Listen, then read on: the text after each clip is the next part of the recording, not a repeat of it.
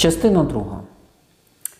Славко натиснув кнопку дзвінка, продовжуючи розмірковувати про домовиків, лісовиків та екстрасенсів.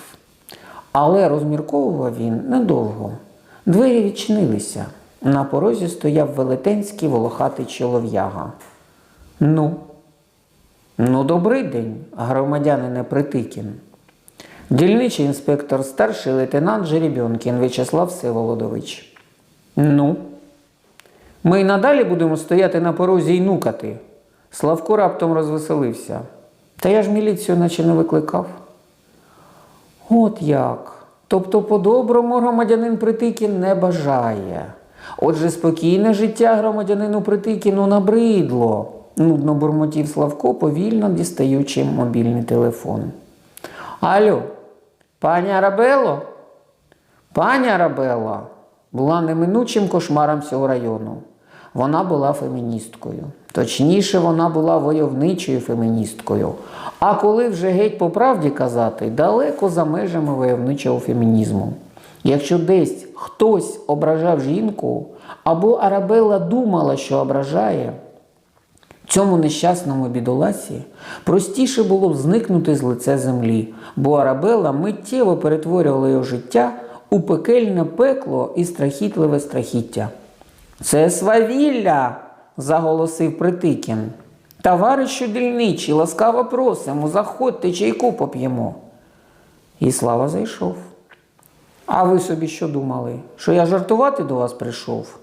Викликати повістками, квацяти білу кашу по чистому столу?» Славу вже несло, як Бендера, та й Бабель зі своїми одеськими оповіданнями згадався досить доречно. «Начальнику, Арабелла – це вже жорстке беззаконня. А залякувати удову 4 дітьми не беззаконня? Зрештою, Притикін, вибір в тебе невеликий. Або ти друг дітей, або Арабелла тобі добряче виправить карму. А ми, міліція, обіцяємо тобі, будемо глухими, німими, нематеріальними і взагалі наша хата з краю. Начальнику, В'ячеславе Всеволодовичу, вде Соловичу, тху ти, громадянине Жеребьонкін, Христом Богом клянусь. Громадянине Притикін, ми домовились? Так, натхненно вигукнув Притикін. Славко попрощався і пішов. Вже на вулиці його наздогнав Екзил. «Слава, ви ж просто герой!» – захоплено вигукнув він. «Шкода лишень, я вам так і не став у пригоді. Це пусте, далі ще буде», – замислено пробурмотів дільничий. «А що воно за Арабелла, та ще й Оленівна?» – здивовано спитав Екзил.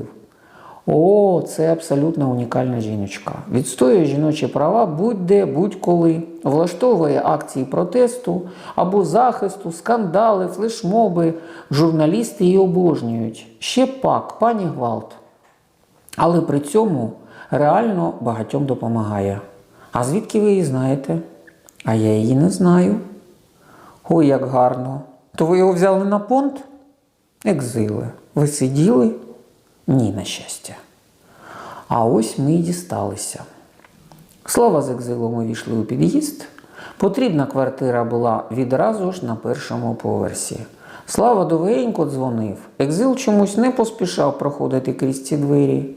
Коли ж нарешті, брязкаючи ключами і ланцюжками, двері відчинились, і Славко, показавши своє посвідчення, переступив поріг квартири, Екзил якось дуже неохоче заплинув слідом.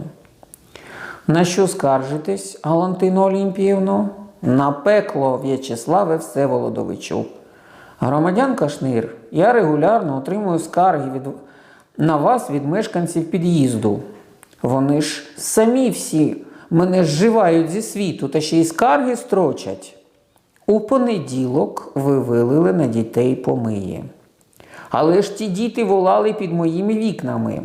У середу ви кидали камінням у собаку громадянина Іванова. Ну так той собака мене хоче загризти. Що, просто так і сказав? Не робіть з мене дурепу. Собаки не розмовляють. Але він хижо дивиться на мене і облизується. Вчора вас застукали на 5-му поверсі, де ви написали вуглем на дверях громадянки Тверської Вірка Шльондра. Це наклеп. В цю мить Екзил вмостився напроти Галантини Олімпіївни і солодко проморкотів. Тінушка, що ж ти оце робиш? Не роби людям лиха. Ти ж найдобріша і найгарніша у світі. Генріху, скрикнула стара. Ви це до кого? Здивувався Слава. Ох, мені здалося, я щойно бачила свого померлого чоловіка. Якби ви знали, як ми кохали одне одного. Якби ви знали, як мені порожньо, сумно і самотньо. Я ж ніколи не була такою злосливою, а зараз мене всі ненавидять. Пані Шнир, Галантина Олімпіївна, спробуйте стати трошечки добрішою, трошечки терпімішою, і вас не будуть боятися. А коли вам буде сумно, подзвоніть мені, ось моя візитка. Щиро дякую вам, Славочко. На прощання Слава церемонно поцілував Галантині руку. Від Галантини йшли мовчки, і Екзилу, і Славкові була шкода самотню стару жінку. Вже вечоріло, всі заплановані заходи Слава виконав, але хотілося ще просто прогулятися в такий чудовий вечір. Екзил мурчав якусь пісеньку, та й Славкові теж чомусь хотілося співати. Тоненька, ледь чутна піскнява раптом перервала вечірню іділію. Хтось пищав зовсім поруч. Славко розгледів у траві котеня. «Забирайте його, він ваш. Подивіться, у вас з ним навіть колір схожий». Але ж, Славо, Бог трійцю любить. І Слава узяв котенятко із собою. Малий сидів на долоні, уважно дивився на Славу з Екзилом, потім почав неквапливо вилизуватись. Було зрозуміло, що на Славковій долоні йому цілком спокійно і затишно. Ось так, на рудій муркотливій ноті закінчилася п'ятниця разом із робочим тижнем і спокійним життям.